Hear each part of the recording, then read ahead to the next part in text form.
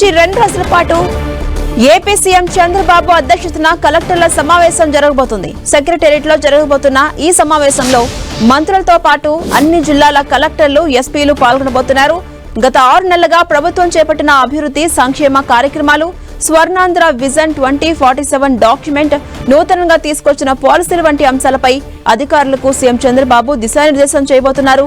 వచ్చే 4.5 పాటు ఏ విధమైన లక్ష్యాలతో ముందుకెళ్లాలన్న అంశంపై కూడా సీఎం మాట్లాడబోతున్నారు.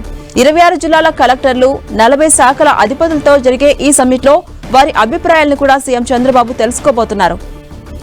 ఇక ఇవాళ ఉదయం ఆర్టీజీఎస్, వినతుల పరిష్కారం, గ్రామ వార్డు సచివాలయాలు, WhatsApp governance, positive public perception పై కూడా చర్చిస్తారు సీఎం.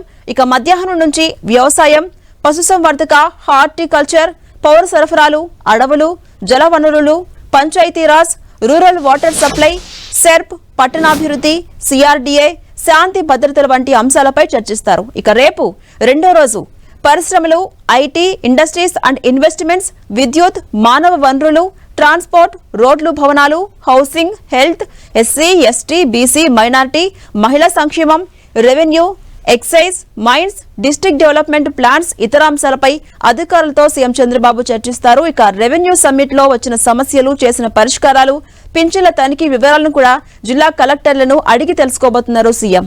ఇక ప్రధానమైన సమస్యలను పరిష్కరించే అంశంపై అధికారులకు సీఎం చంద్రబాబు సూచనలు, ఆదేశాలు ఇవ్వబోతున్నారు. గుంతలు పడిన రోడ్లు, నీటి ప్రాజెక్టు పరిస్థితి, రైతాంగాన్ని ఆదుకునేందుకు చేయాల్సినటువంటి సాయం, మహిళా భద్రత, ప్రభుత్వ పథకాల అమలు వంటి తీరుపై ఈ సమావేశంలో చర్చ జరగబోతుంది. ఇక 2వ రోజు సాయంత్రం శాంతి భద్రతల సమస్యలు, ఇటీవల మహిళలు, యువతులపై జరిగినటువంటి అఘాయిత్యాలపై చర్చ ఉండబోతోంది. శాంతి భద్రతలకు కాపాడే విషయమై ఐపీఎస్ అధికారులకు సీఎం చంద్రబాబు దిశానిర్దేశం చేయబోతున్నారు.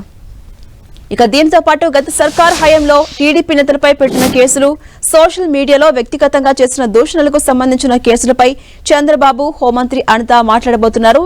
ఈ కేసుల్లో అరెస్టులు, విచారణల అప్డేట్స్ ను వారు తెలుసుకోబోతున్నారు.